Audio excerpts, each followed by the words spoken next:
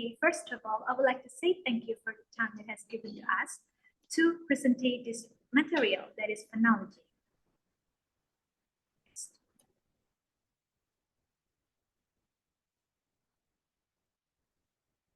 But before that, let us introduce ourselves. We are from Group 6, and my name is Komang Tria Prismayanti.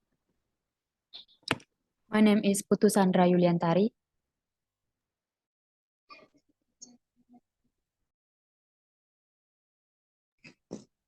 My name is Kadek Nandini Larasati.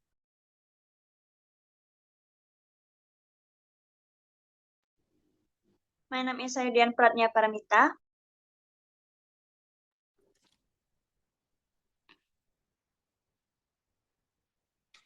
Okay, let's start this presentation by the definition of phonology. So phonology is the study of speech sounds form patterns. It tells us which ones are from one country and which ones are from another country. Next. So further, phonology can be divided into two branches, there are phonetics and phonemic. Phonetics is the study of speech sounds, and phonemic is the study of how the sounds are organized and how they function in a language. Next. Okay, let's talk more about phonetics first. So phonetics explains how sounds are made. And to understand the words that are said by others, we have to know where one sound ends and the next begins. So basically, phonetics involves analyzing the sounds that humans use to communicate and understanding how they are produced, transmitted, and perceived. This includes looking at the physical properties of speech sounds, such as their frequency and amplitude, as well as the ways in which they are used in different languages and dialects. Phonetic analysis can help us understand how speech sounds are used in communication and how they can vary across different contexts and cultures.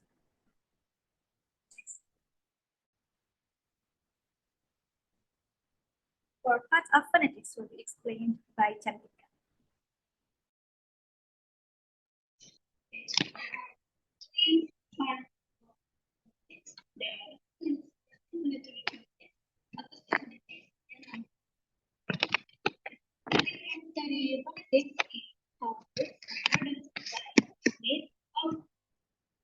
How words are used or made by humans.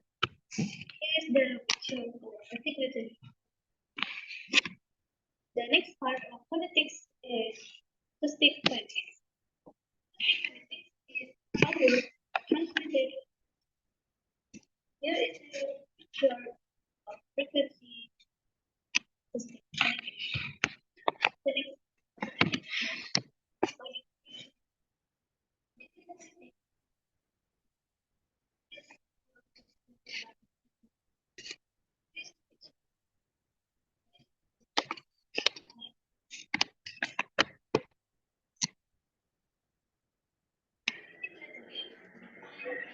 many ones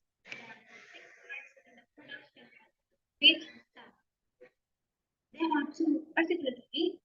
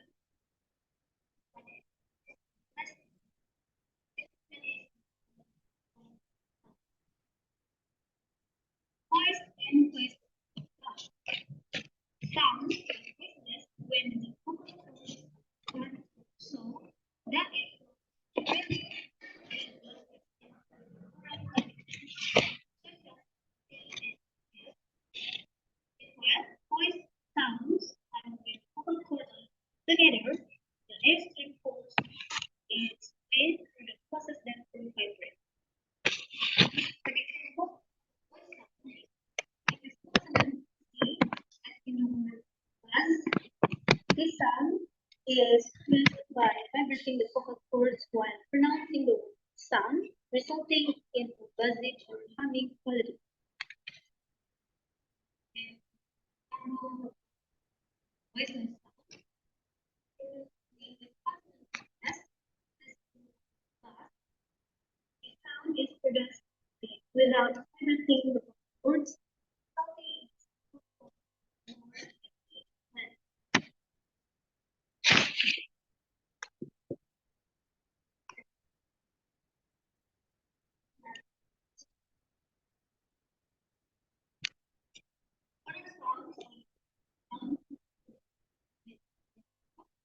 Looking the air, nothing truly. Meanwhile, in the negative lower, it was the nose and is that common oral sound is the as in the word fit. This sound is produced by playing it from really through the tongue without obstruction or resonance in the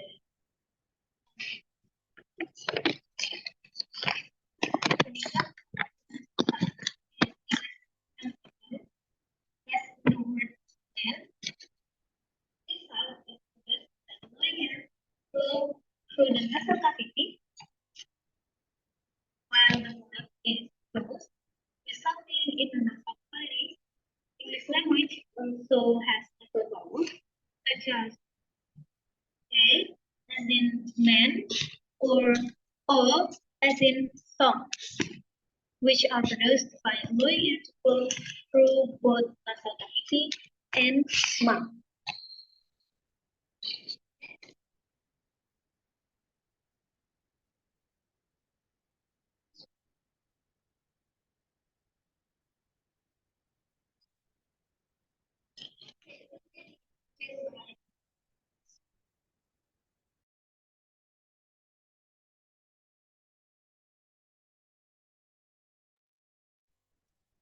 I will continue the presentation with a consonant sound. A consonant sound is a speech sound that is produced by obstructing or partially obstructing the airflow in the vocal tract. Consonants are distinguished from vowels, which are produced with an open vocal tract. Consonant sound can be produced with the lips, tongue, teeth, plate, or glottis. In consonant, there are 24 consonant sounds. To pronounce this sound, we can add schwa sound. For example, to pronounce the word p is p, not p, as in the first sound of pumpkin. For further explanation, will be explained in the video.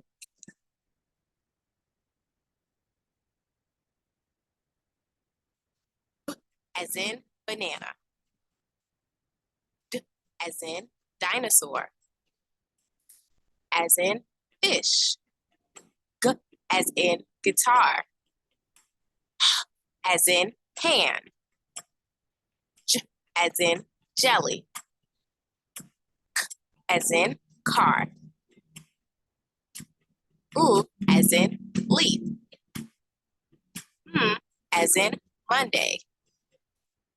N as in nail. N as in the end of the word sing. P as in pumpkin. R as in rain. S as in sun. J as in the middle of treasure. T as in turtle. V as in volcano. W as in watch. Y as in yo-yo. S as in zip. Some graphemes, such as Q and X, are composed of two phonemes. For example, Q makes the sound, and X makes the X sound. Ch as in child. Sh as in shoes. M as in the middle of mother. Th as in third.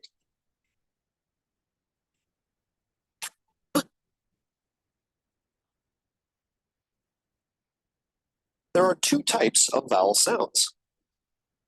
Okay, next is a vowel sound.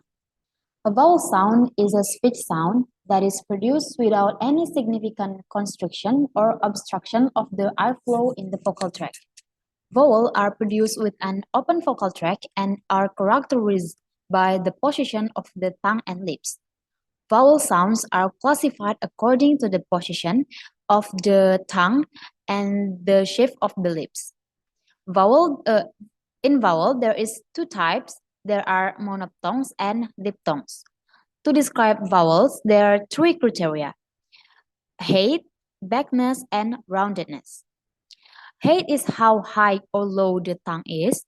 Vagueness is how far front and back the tongue is. And then roundedness are the lips rounded. For a clearer explanation, let's watch this video.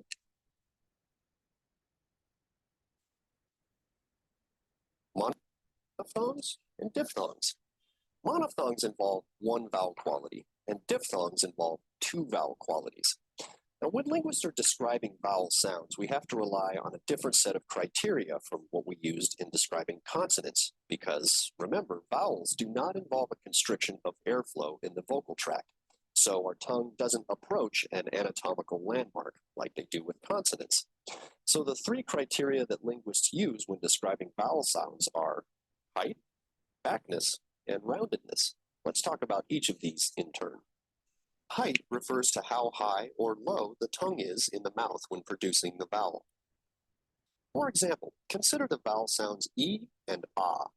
If you say both of these vowels in succession, you should feel your tongue going up and down as you say E, Ah, E, Ah, E, Ah.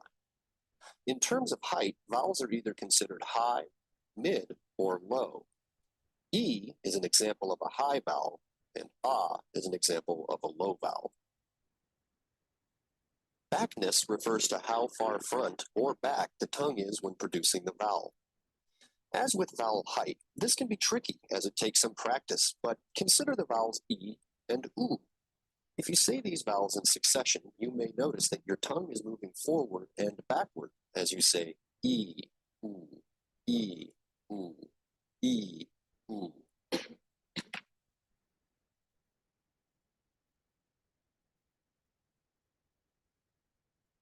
In terms of backness, vowels are either considered front, central, or back.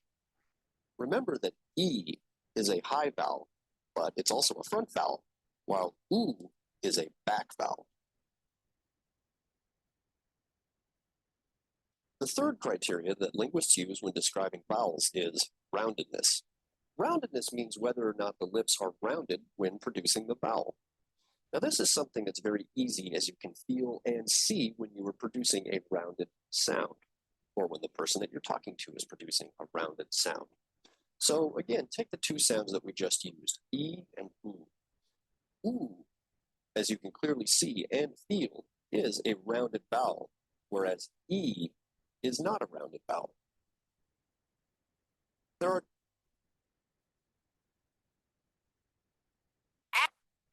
as in Monophthong will be explained by my friends Lara.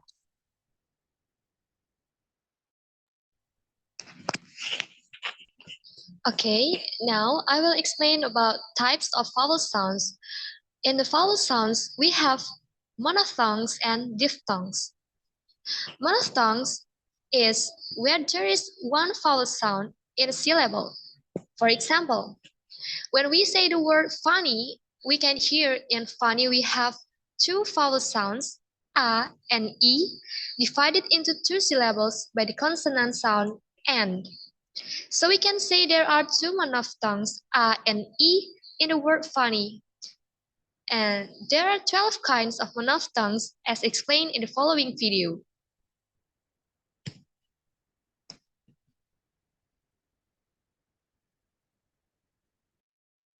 the first sound in apple. E as in the first sound in elephants. I as in the first sound in igloo. Ah as in the first sound in octopus. As in the first sound in umbrella.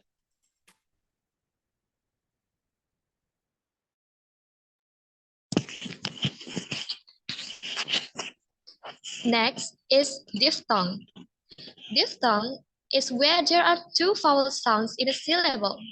For example, when we say the word guy, we have two vowel sounds that are stuck together in one syllable without any consonant dividing them. So we can say that guy contains one diphthong, I. Depending on your accent, you may use up to 8 diphthongs in English pronunciation. There are I, A, O, ow, ear, air, oi, and o. For more explanation, we can see in the following video.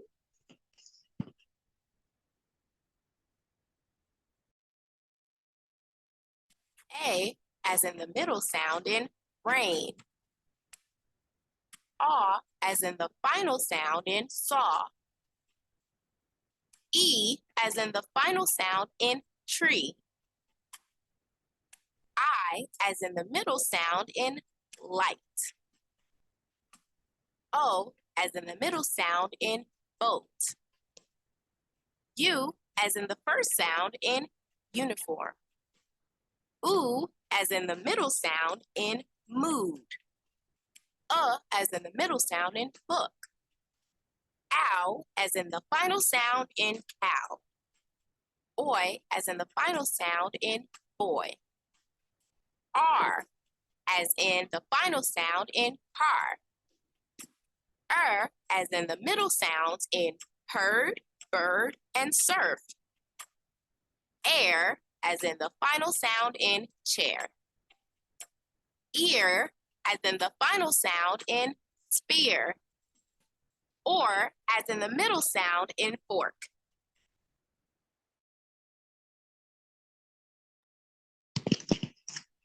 Okay, for the next material will be explained by my friend. Okay, I will continue the explanation. Phonemic is the study of how the sounds are organized and how they function in a language. In other words, we can say phonetic and phonemic have a relation like cooking process. Phonetic is the one who collects the raw material and phonemic is the one who cooks the material. Next.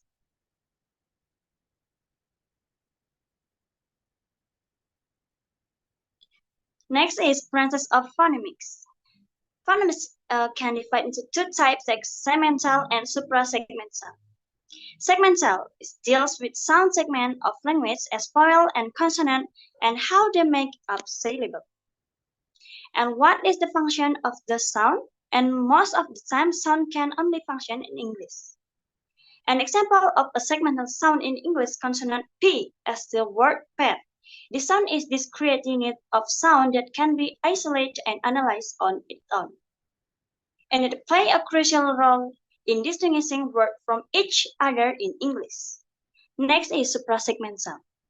Concerned with those features of pronunciation that cannot be segmented because they extend over more than one segment, and investigates pitch, stress, intonation. An example of suprasegmental sound in stress, which is that emphasis placed on certain syllables or word within a sentence. In English, stress can change the meaning of a word or sentence, even if the individual segmental sound remain the same. For example, the word present and present have the same segmental sound, but different stress pattern and meanings.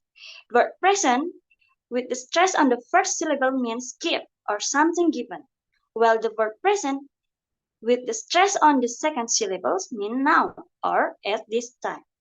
Other examples of suprasegmental features include intonation, pitch, and range. Next. So that's all my explanation, and I will give the time back to my friend Tria. Okay. This is the reference we use in making this presentation.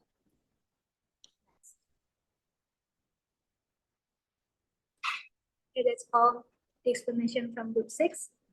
We're sorry if we did mistakes. And that's the end of our explanation, and thank you.